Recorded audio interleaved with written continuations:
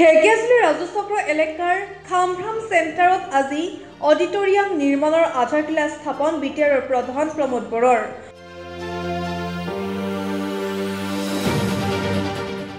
অজস্ৰ লোকৰ উপস্থিতিত আজি এক মাংগলিক পৰিৱেশৰ মাজেৰে উক্ত অডিটৰিয়াম নিৰ্মাণৰ আধাৰশিলা স্থাপন কৰা হয়। আজিৰ উক্ত আধাৰশিলা স্থাপন কাৰ্যসূচীৰ পাছতে বাগাচীপুৰ চিজুগুৰি প্ৰাথমিক বিদ্যালয়ৰ খেলপথাৰত অনুষ্ঠিত কৰা হয় মত বিনিময়ৰ এখন সভা।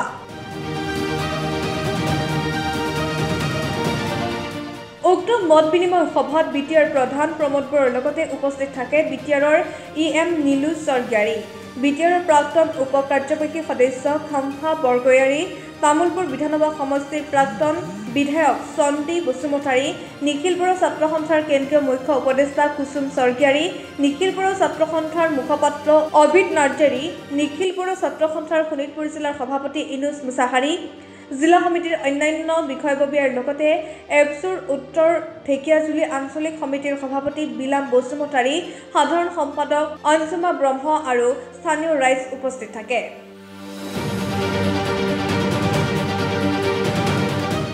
আমাৰ খামফ্ৰাম চেণ্টাৰ বুলি কয় নিখিল বড়ো ছাত্ৰ সন্থা জিলা কমিটিৰ অধিৱেশনলৈ আহিছিলোঁ আৰু তাত মোক বহুতখিনি এপ্লিকেশ্যন ৰাইজে দিছিলে তেখেতসকলৰ বিভিন্ন অভাৱ অভিযোগবিলাক লৈ পেলাই আৰু তেতিয়া মই ঘোষণা কৰিছিলোঁ এই বৃহত্তৰ অঞ্চলৰ ৰাইজৰ মেল মিটিং কৰাৰ কাৰণে কেতিয়াবা চেমিনাৰ ৱৰ্কশ্বপ আমাৰ ধৰ্মীয় অনুষ্ঠানৰে হওক বা সামাজিক অনুষ্ঠান ছাত্ৰ সংগঠন সাহিত্য সভা সকলোৰে সুবিধাৰ কাৰণে এটা কমিউনিটি হল বা অডিটৰিয়াম নিৰ্মাণ কৰিব লাগে 50 লাখ টকা ঘোষণা কৰিছিলোঁ আৰু আজি ইয়াৰ আধাৰশিলা স্থাপন কৰিলোঁ।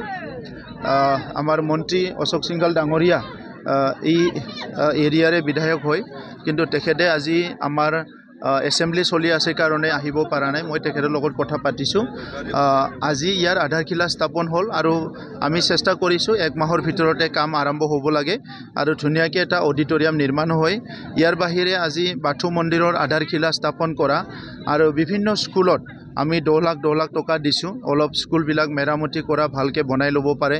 ইয়াৰ কাৰণেও কিছুমান জাগাত আধাৰশিলা স্থাপন কৰা হ'ব আৰু মই এই যোৱা সভাত অহা সময়ত নিখিল বড়ো ছাত্ৰ সন্থাৰ অধিৱেশনত তেতিয়া ঘোষণা কৰিছিলোঁ 3টা ইয়াত মই উডেন ব্ৰিজ দেখা পাই গৈছিলোঁ। 3টা উডেন ব্ৰিজটো ৰিপ্লেচ কৰাৰ কাৰণে ইতিমধ্যে আমাৰ এষ্টিমেট বনোৱা হৈছে আৰু সেইটো অতি শীঘ্ৰে কাম কৰা হ'ব আৰু এই ৰাস্তাটো যিটো আমাৰ খামফ্ৰাম চেণ্টাৰলৈকে অহা ৰাস্তাটো মন্ত্ৰী মহোদয়ে সেইটো নিৰ্মাণ কৰিম বুলি কথা দিছে। সেই হিচাপে মই আশা কৰিছোঁ। এই অঞ্চলৰ ৰাইজৰ ভূমিৰ সমস্যাটোৱে ডাঙৰ সমস্যা আছিলে, কিন্তু যিটো ফৰেষ্ট ৰাইট এক্টৰ আণ্ডাৰত বহুতে ভূমিৰ সমস্যাখিনি সমাধান হৈ গ'ল। তো বাকী ছ'চিঅ' ইকনমিক এডুকেশ্যনেল বাকী যিবিলাক প্ৰব্লেম আছে সেইটো অসমৰ মুখ্যমন্ত্ৰী ডক্টৰ হিমন্ত বিশ্ব শৰ্মা ডাঙৰীয়াৰ লগত কথা পাতি আমি লাহে সমাধান কৰিম আৰু বহুত % ইতিমধ্যে সমাধান হোৱাৰ পথত বাকীখিনিও আমি লাহে সমাধান কৰাৰ কাৰণে আগবাঢ়ি যাম।